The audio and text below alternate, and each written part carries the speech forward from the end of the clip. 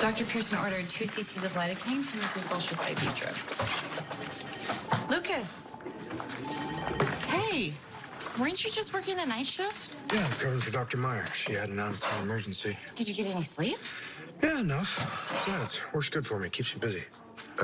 We haven't talked since... Well, there's really nothing to talk about. When was the last time you went home? A day or two, you know. Or maybe a week? Okay, Lucas, you know you do more for your patients when you've gotten sleep. Maybe go home for I have a few patients to days.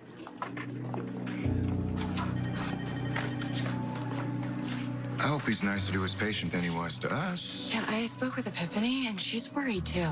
Lucas just performed 2 24-hour shifts. He's living here.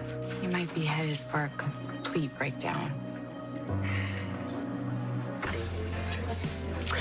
Well, in case no one told you, my mother insists that she's innocent and that you framed her for your crimes and that you deserve to be behind bars instead of her.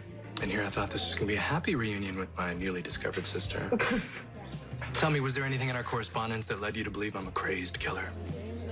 No, of course not. But a crazed killer didn't hire a hitman and down an airplane. I mean, this is the act of someone who's very calculating and cold-blooded. Or maybe you hired somebody to kill me and Dr. Maddox in the OR that day, but then you had a change of heart. You killed the gunman instead.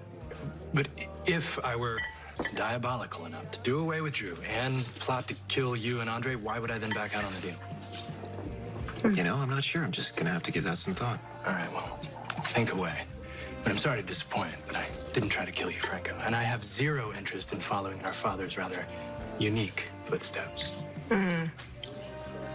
His ardent devotion to self above all others. His wizardry at dehumanization.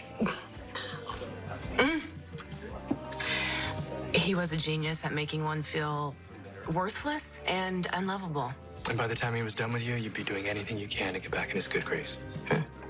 Our father's approval was my mother's obsession. She would sacrifice anything and anyone, including me, to get his attention, to prove her loyalty. You know, I'm sure she was up to her neck in that memory transfer. And she probably held Drew captive and God knows what else. She was desperate to cover her tracks and...